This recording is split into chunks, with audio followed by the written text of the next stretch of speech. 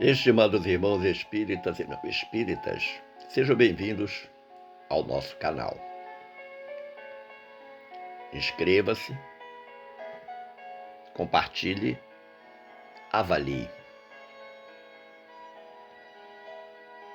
Abraço a todos os irmãos do Centro de Estudos Espíritas, o Canto da Paz, com renovada alegria e desde já convidando-os para mais uma reflexão acerca de um tema da nossa doutrina dos Espíritos. Manda-lhes dizer a benfeitora Glorinha: a grandeza de qualquer sociedade começa na família, formada inicialmente no plano espiritual. Sua ocorrência terrena representa o grande laboratório de aprendizado e progresso do espírito reencarnado, em direção ao sagrado objetivo da felicidade plena. Foi-nos solicitado pela direção da casa conversarmos um pouco sobre uma escola chamada família. E como de praxe, nós buscamos uma base evangélica, encontrando-a no Evangelho de Marcos, capítulo 10, versículo 19, em que Jesus fez a seguinte afirmação: Tu sabes os mandamentos. Não adulterarás, não matarás, não furtarás, não dirás falso testemunho, não defraudarás alguém, honra a teu pai e a tua mãe. Essa fala também está registrada no Evangelho de Lucas, capítulo 18, versículo 20, e de Mateus, capítulo 19, versículo 19. Quando nós buscamos uma base doutrinária, vamos encontrá-la em nosso Evangelho segundo o Espiritismo, no capítulo 14, cuja temática central é honrai a vosso pai e a vossa mãe. Mas por que se diz que a família é célula fundamental da organização social? Observemos que, no sentido restrito, família é uma organização social constituída por pessoas que possuem laços consanguíneos.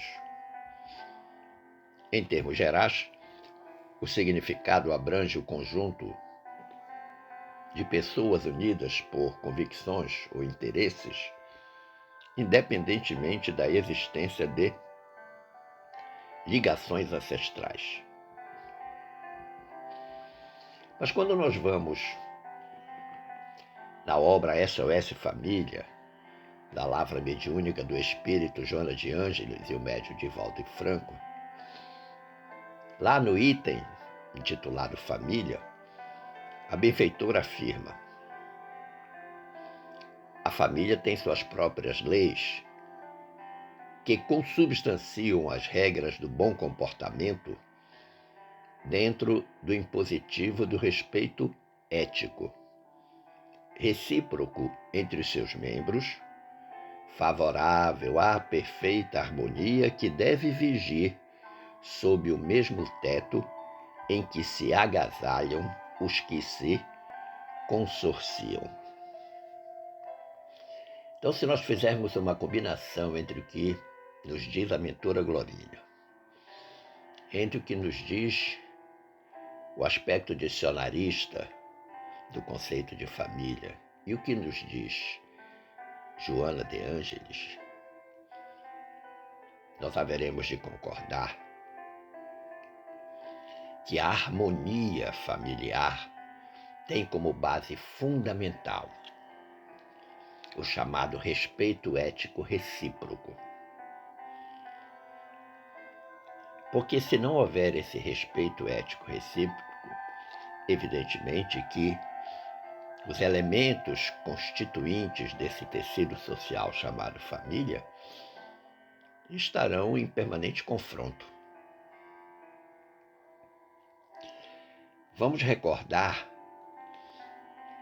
entretanto, que a partir do capítulo 14 do nosso Evangelho, lá no item 8, nós temos o aparecimento de algo que no sentido dicionarista não está incluso, que é o parentesco espiritual. A família não é apenas constituída daqueles que estão relacionados por laços consanguíneos. Há um parentesco espiritual que lhe é anterior, razão pela qual Allan Kardec afirmou, lá nesse item 8 do capítulo 14 do nosso Evangelho: os laços do sangue não estabelecem necessariamente os vínculos entre os espíritos. O corpo procede do corpo, mas o espírito não procede do espírito, porque o espírito já existia antes da formação do corpo. Então, uma dúvida seguramente aparece na cabeça de todos nós. Se o espírito já existia antes da formação do corpo, por que esse espírito veio alocar-se exatamente naquele conjunto de outros espíritos que estão formando aquela família? E só existe uma resposta para isso. A família é um grande laboratório de ajustes e reajustes de todas as dissensões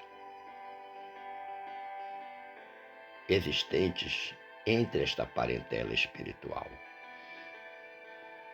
Considerando que os espíritos são criados simples e ignorantes e que vão progressivamente às custas de cada reencarnação aperfeiçoando-se moralmente, é fato que, em que pese a atração entre os espíritos por laços de simpatia, ainda assim, muito provavelmente, haverão dificuldades e problemas desses mesmos espíritos quando reencarnados, quando na vivência corporal. Porque nem sempre as pessoas compreendem a razão e o mérito da reencarnação. Mas considerando que o tema é uma escola chamada família, vejamos o conceito de escola. Do ponto de vista meramente humano, material, escola é a instituição que fornece o processo de ensino para discentes, chamados alunos ou estudantes, com o objetivo de formar e desenvolver cada indivíduo em seus aspectos cultural, social e cognitivo. Esse é o papel fundamental da escola. Mas por que nós dizemos que a família é uma escola? Creio que a importância da família parece estar consignada na resposta à questão 775 de O Livro dos Espíritos. Porque nessa questão 775 foi perguntado por Allan Kardec aos benfeitores espirituais: qual seria para a sociedade o resultado do relaxamento dos laços de família? E os espíritos deram uma resposta simples e objetiva: uma recrudescência do egoísmo. Então a palavra família reaviva em todos nós as sensações de segurança e aconchego. Tal é a importância do grupo familiar como estrutura capaz de nos sustentar nas lutas da vida. Todas as lutas que nós empreendemos na existência têm como grande sustentáculo, como grande base, a família, qualquer que seja o tipo de luta. Mas qual seria o papel do lar terreno, segundo o Espiritismo? Em primeiro lugar, observemos que o lar terreno, na visão espírita, representa a oportunidade de aprendizado e prática das leis divinas, propiciando o encontro e reencontro de espíritos amigos de outras existências, assim como também o devido reajuste com os desafetos de existências passadas. Isso é fato. Então é aquele grande laboratório que eu falei anteriormente, de ajuste e reajuste. O benfeitor Emmanuel, no capítulo 117 da obra Pão Nosso, esclarece-nos sobre esse papel do lar terreno, dizendo assim: a luta em família é problema fundamental da redenção do homem na terra. Como seremos benfeitores de 100 ou 1000 pessoas se ainda não aprendemos a servir 5 ou 10 criaturas? E eu creio que essa indagação de Emmanuel é uma indagação lógica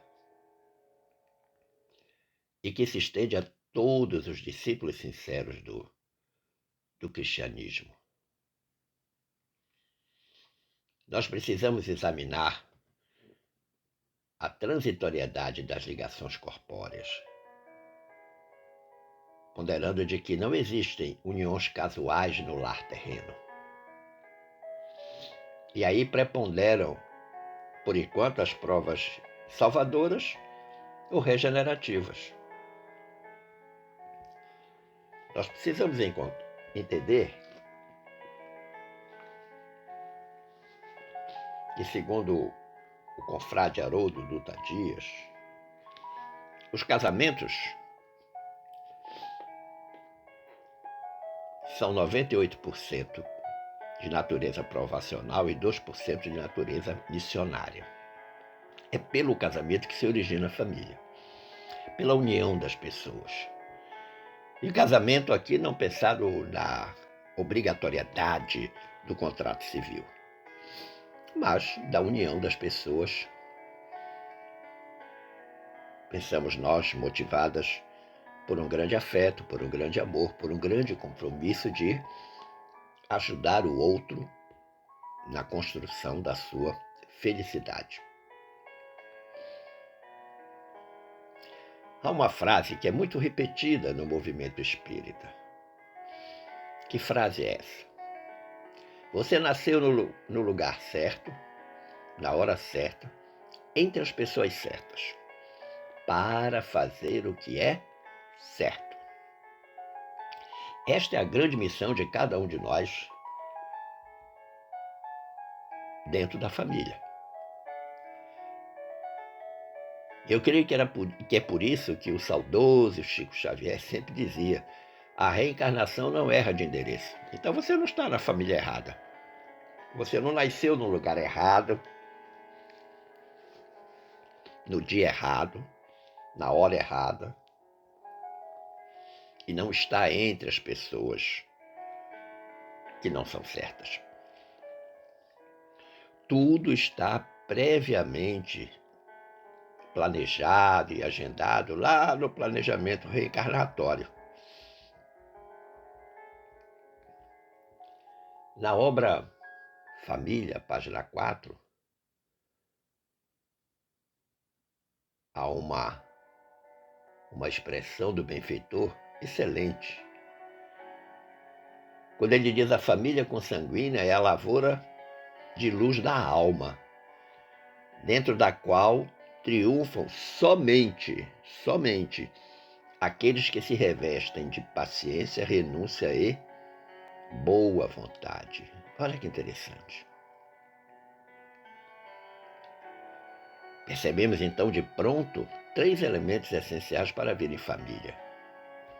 Primeiro, paciência, que eu pessoalmente digo que é um artigo cada vez mais raro da contemporaneidade. Segundo, renúncia,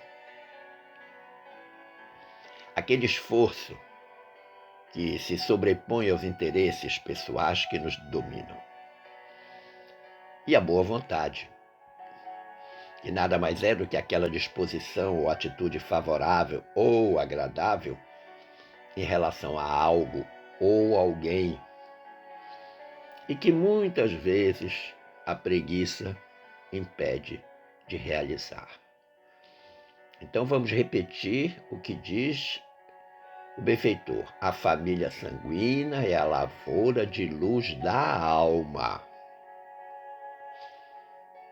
Ou seja, na família todo espírito se aformoseia, cresce, se ilumina, dentro da qual triunfam somente aqueles que se revestem de paciência, renúncia e boa vontade. Mais uma trilogia na nossa amada doutrina dos Espíritos. A doutrina nos ensina que muitas vezes, na condição de pais e filhos, cônjuges ou parentes, não passamos de devedores em resgate de antigos compromissos. Por isso que a família se torna então a grande escola ou o grande laboratório de aprimoramento da alma. Mas é fato que nenhuma sociedade será estável com famílias desajustadas. Afinal de contas, a família é a menor célula da sociedade. Na obra Palavras de Emmanuel, na página 47, onde tem o item Instituto da Família, o benfeitor afirma: os estabelecimentos de ensino propriamente do mundo podem instruir, mas só o Instituto da Família pode educar. É por essa razão que a universidade poderá fazer o cidadão, mas somente o lar pode edificar o homem. E ainda nesse texto, ele chama a nossa atenção quando enfatiza, dizendo: a tarefa doméstica nunca será uma válvula para gozos improdutivos, porque constitui trabalho e cooperação com Deus.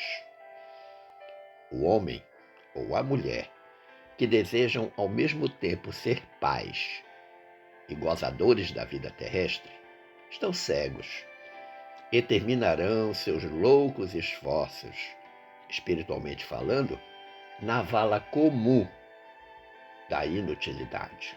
Olha que interessante. Se alguém constitui uma família, se alguém celebra uma união estável, única e exclusivamente com a finalidade de gozar a vida, como diz o benfeitor, vai terminar na vala comum da inutilidade. Será uma reencarnação absolutamente perdida. Mas eu, pessoalmente, considero que a melhor lição sobre a família enquanto escola das almas nos vem do benfeitor Neio Lúcio, através da pena mediúnica de Francisco Cândido Xavier. Lá na obra Jesus no Lar, capítulo 2, intitulado Escola das Almas. Depois de fazer uma pesquisa na literatura espírita e não espírita sobre o assunto, eu encontrei em Neio Lúcio, na obra Jesus no Lar, uma grande explicação para este tema família enquanto escola das almas. Diz o venerando Neio: Congrados em torno do Cristo, os domésticos de Simão ouviram a voz persuasiva e suave do mestre comentando os sagrados textos. Situar o estimado amigo no contexto da descrição do Neio Lúcio. Jesus estava na casa de Pedro e havia, muito provavelmente depois da refeição, havia se reunido com todos os presentes da família para comentar os sagrados textos. E aí, Neio Lúcio prossegue dizendo: quando a palavra divina terminou a formosa preleção, a sogra de Pedro indagou inquieta: Senhor, afinal de contas, que venha a ser a nossa vida no lar? Jesus contemplou-a significativamente, demonstrando a expectativa de mais amplos esclarecimentos. E a matrona acrescentou: iniciamos a tarefa entre flores, para encontrarmos depois pesada colheita de espinhos. No começo, é a promessa de paz e compreensão. Entretanto, logo após, surgem pedras e dissabores. Há 2000 anos atrás.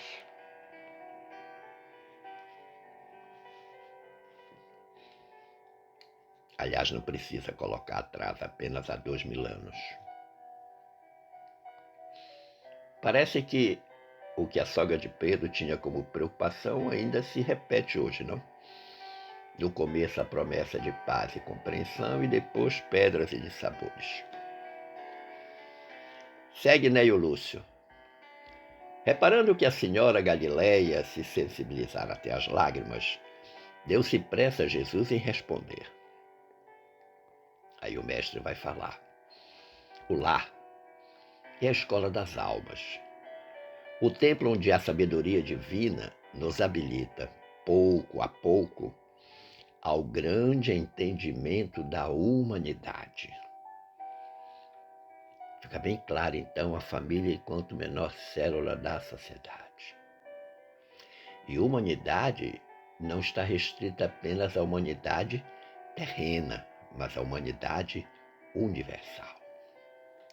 E sorrindo, Jesus perguntou: que fazes, inicialmente, às lentilhas, antes de servi-las à refeição? A interpelada respondeu titubeante: naturalmente, Senhor, cabe-me levá-las ao fogo para que se façam suficientemente cozidas. Depois, devo temperá-las, tornando-as agradáveis ao sabor. Perguntou o mestre: pretenderias também, porventura, servir pão cru à mesa? De modo algum, tornou a velha humilde, antes de entregá-lo ao consumo caseiro. Compete-me guardá-lo ao calor do forno. Sem essa medida, o divino amigo então considerou: há também um banquete festivo na vida celestial, onde nossos sentimentos devem servir à glória do Pai. O lar, na maioria das vezes, é o cadinho santo ou forno preparador. O que nos parece aflição ou sofrimento dentro dele é recurso espiritual. O coração acordado para a vontade do Senhor retira as mais luminosas bênçãos de suas lutas renovadoras, porque somente aí de encontro uns com os outros, examinando aspirações e tendências que não são nossas, observando defeitos alheios e suportando-os, aprendemos a desfazer as próprias imperfeições. Então, nessa resposta de Jesus, ele dá claramente a explicação definitiva do porquê a família é a escola das almas, esse grande laboratório. E as lutas familiares pelo progresso de cada um dos espíritos ali reunidos é que vão dar para cada indivíduo integrante desta família as luminosas bênçãos renovadoras. E Jesus prosseguiu dizendo: nunca notou a rapidez da existência de um homem? A vida carnal é idêntica à flor da erva. Pela manhã, emite perfume. À noite, desaparece. O lar é um curso ligeiro para a fraternidade que desfrutaremos na vida eterna. Sofrimentos e conflitos naturais em seu círculo são lições. A sogra de Simão escutou atenciosa e ponderou: Senhor, há criaturas, porém, que lutam e sofrem. No entanto, jamais aprendem.